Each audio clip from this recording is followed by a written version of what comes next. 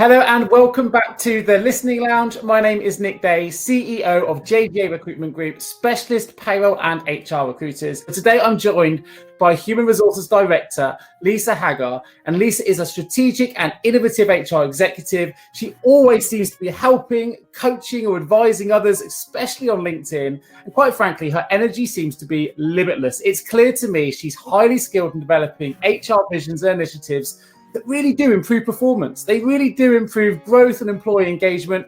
And I truly believe she's a genuine influencer on LinkedIn. And you're going to find out exactly why I think that during this episode. So I'm absolutely delighted to welcome Lisa to the Listening Lounge today. How are you feeling, Lisa?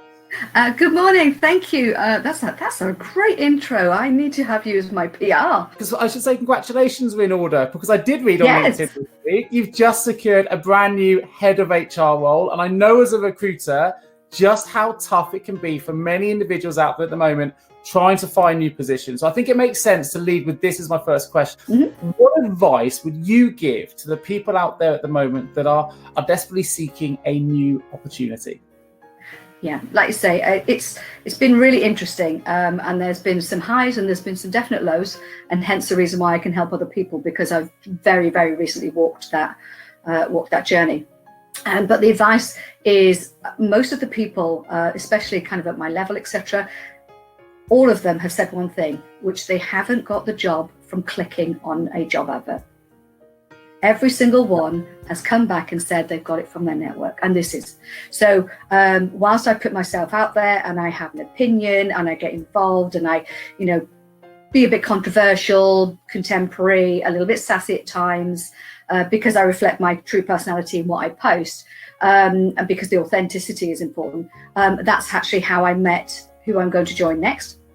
They called me and said, I really like stuff on LinkedIn. Let's have a chat. We had a chat, obviously then met the CEO and some other board members, got on like a house on fire, felt that we both had the same, vision for what is good in a business, what is going to grow it, what is going to take it into the next level. So we had a lot of fun. And it was one of the interviews that you come off and you think, yeah, that went really well. And it didn't feel like an interview. But again, I appreciate it's very tough out there. So the advice I give people is put yourself out there. I did a video, a testimonial video with two previous CEOs I'd worked with, talking about what I delivered and why you'd want to work with me. And I did that because no one else is doing it. When you apply for a role and you're number 743, how are you going to stand out? And that was my approach. How am I going to make a different noise to everybody else that's out there at the moment, because it's so tough? Don't be afraid to ask for help, because so many people are in this position. And so I just kind of, again, that's why I help other people, because I see in the position to help with people's confidence, with giving some guidance on CVs, for giving them a different message to them, put themselves out there. And I just think that, especially in my position, that it's important to do that. It's important to give back and pay forward. And it's like all things, you put yourself out there, you help others, and I've got this amazing opportunity. And I do believe that that's correlated with me putting good stuff out there and then good stuff being reflected back. So it sounds like it's absolutely had a huge impact on you securing this role. And I think it's fantastic advice. Now, to give some people some context about just how much traction you get on LinkedIn and why I would consider you an influencer, is on a recent post, and very recent, because when you announced your most recent job, last time I checked, that post had 21,000 reactions. It had over 1 million views and over 3,000 comments. I mean, these numbers blow my mind. They're amazing. So I've got to ask, because I'm as keen to learn as anyone else, what's your secret, Lisa, to getting such high levels of engagement on LinkedIn? I genuinely think it's because normally as HR people, we are very quiet. We're in the background. We're busy. Very few people will put themselves out there. And again, I think it's because just generally, there's a lot of people so risk adverse. They're like, well, what if I put something out there and somebody has an opinion about me? Well, good, bad, or indifferent, that's okay. Everyone's entitled to opinion. But like opinions, everyone has one. You don't have to agree with it.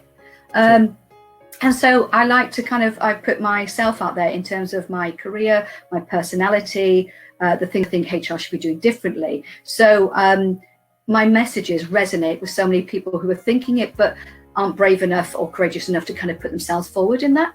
And so that's where it started to really grow, was actually, do you know what, I think she's got a point.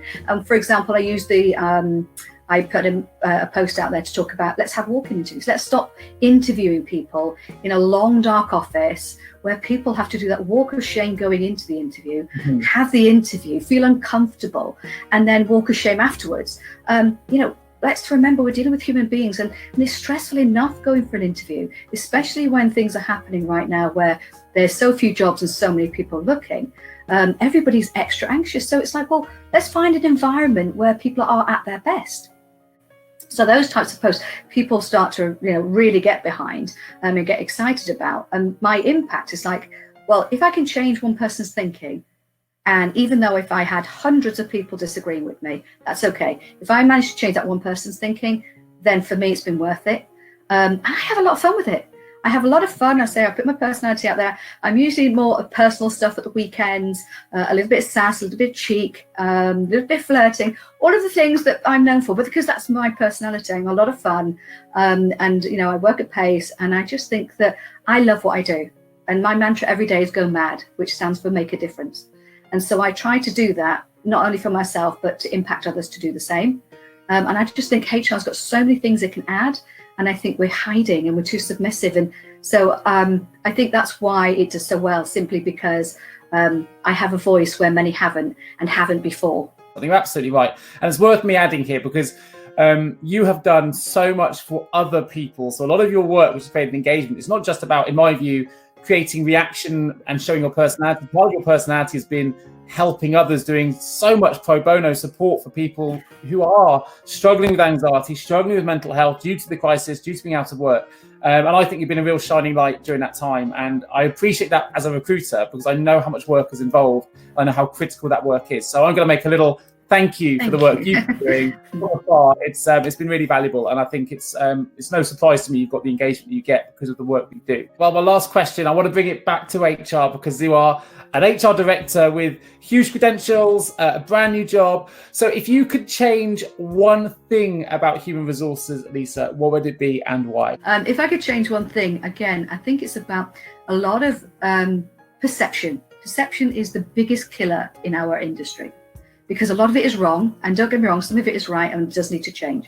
I don't sit here in my ivory tower and say my own wheelhouse of HR arena is perfect in any way, because it isn't. It does need a lot of change and updating, etc. Your first, when you join somewhere, it's about understanding the business, understanding the moving parts, what impacts it, how it runs, how it makes profit. Because at the end of the day, every business, whether it's charity, commercial, private, makes no difference. They're there to make profit. So unless you understand all the moving parts that actually generate money, you can't really turn around and then say how you really add value. Because then what you end up with is a HR department that's very transactional, that does the policies and the procedures and the handbooks and the admin, which all needs to get done, okay, but that's not where you really add value to the business. That's not where the business, the CEO says actually HR, when you get into the budgets, we are seen as a draw on the budget rather than sales. Well, they are revenue generating, everybody's revenue generating, but HR kind of has this well, they're not revenue generating. Actually we are, but you don't understand that, and until you can actually use your influence and skills to understand that yourselves, you can't really truly add that commercial value. So understand the business, get involved, ask questions, be pushy, and say, can I sit in this meeting? So understand the business. And I think that again, from a HR point of view, we are, as an industry, we are very submissive. We roll out what the company wants and what the business needs, and we don't have a big enough voice in certain areas. And it's like, get involved. You can be a revenue generating department, but few know how to do it. And I think that's where we probably miss an awful lot of the trick. But that all comes back to, again, the biggest thing which I said in the beginning, which is perception. We have a big job to change perception of what HR is, what it does, and what it actually capable of, which is, for me, is endless. But that's what I would say. That's what Fantastic. I would change. For those interested in listening more about that, you and I are going to be meeting together for the HR and podcast, discuss this subject in a little bit more detail. But thank you, Lisa, so much for joining me today on the Listening Lounge. It's fantastic to hear from you. I'm delighted that you secured your new position as well. Thank you, everyone, for joining me today. And remember that every single good conversation starts with good listening. And if you want to take Lisa's advice, put yourself out there, make your first post, and make a start. And soon you could have, over a million views to your next LinkedIn post. So thanks again, Lisa, and have a fantastic day, and I'll see you all again very soon. Thank you, Nick. Appreciate your time. Thanks. Bye-bye.